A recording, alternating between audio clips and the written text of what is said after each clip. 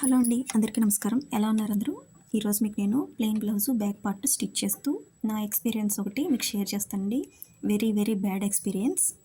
నేను చాలా సఫర్ అయ్యాను ఆ కస్టమర్ వల్ల. ఒక కస్టమర్ నా దగ్గర ఒకసారి శారీ బ్లౌజు ఇచ్చారండి, ఫాల్సు బ్లౌజు కుట్టమని. అయితే ఒక 2 డేస్ పోయిన తర్వాత ఆ శారీ వాళ్ళ చుట్టాలకి ఎవరికో చూపించడానికి అని తీసుకెళ్లారు ఆవిడ.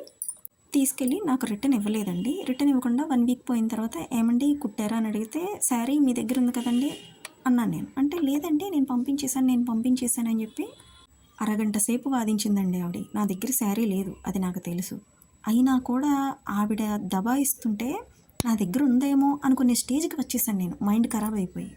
సరే నేనే మర్చిపోయానేమో అని చెప్పి ఇల్లంతా వెతికానండి. 1 డే వర్క్ అంతా ఆపేసి ఒక 3 లాంగ్ ఫ్రాకులు కుట్టాలి ఆ రోజు. ఆ వర్క్ అంతా ఆగిపోయింది, ఇంట్లో పని ఆగిపోయింది. మైండ్ మామూలుగా ఖరాబ్ అవ్వలేదు. బ్యాడ్ నేమ్ కూడా కదండి. ఫైనల్లీ నేను శారీ కొనిచ్చేద్దామని డిసైడ్ అయిపోయాను. ఈలోగా నాకు ఫోన్ చేసావిడ, శారీ నా దగ్గరే ఉందండి, చూసుకోలేదు, బెడ్రూమ్లో ఉంది అంతే. నాకు మామూలుగా కోపం రాలేదు. సరే అయిపోయింది కదండి. ఒకసారి ఆవిడ వైపు మిస్టేక్ ఉంది కదా, రెండోసారి ఇటువంటిది జరిగినప్పుడు అయ్యో ఒకసారి ఆవిడని ఇబ్బంది పెట్టాను నేను, నా శారీ నా దగ్గరే ఉంచుకుని లేదన్నాను అని అనుకోవాలి కదా. అలా కాకుండా రెండోసారి కూడా ఒక మగ్గం వర్క్ బ్లౌజ్లో అలాగే చేసింది ఆవిడ. బ్లౌజ్ నేను పంపించేసాను ఆవిడకి లైనింగ్ తెచ్చుకోవడానికి కుట్టకుండా. నా దగ్గరే ఉందని ఇలాగే దబాయించింది 1 గంట సేపు.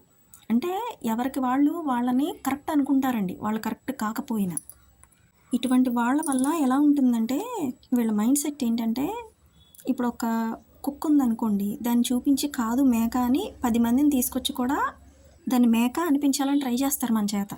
మనం ఏమనుకుంటాం, 10 మంది కుక్కని చూసి మేక అంటున్నారంటే నాకే కుక్కలా కనిపిస్తుందేమో అనుకుంటాం మనం.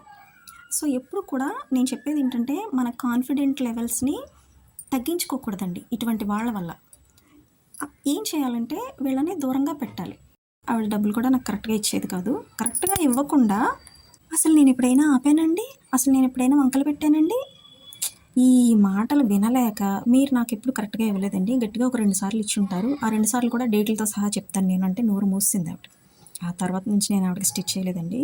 ఇటువంటి వాళ్ళ బ్లౌజెస్ కుట్టామంటే వీళ్ళు పెట్టి మెంటల్ టార్చర్కి నెలలో ఒక 4 రోజుల వర్క్ అయినా ఆగిపోతుందండి, మూడంతా ఖరాబ్ అయిపోతుంది.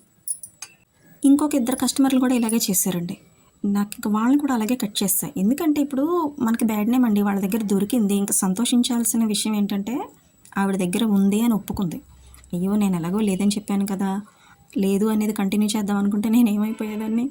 వీళ్ళు ఏం చేస్తారంటే బయటకు వెళ్ళి 100 మందితో చెప్తారండి, బ్యాడ్గా స్ప్రెడ్ చేస్తారు. మీకు కూడా ఇలాంటి ఎక్స్పీరియన్స్ ఏమైనా జరిగిందా? ఎప్పుడైనా జరిగే ఉంటుంది.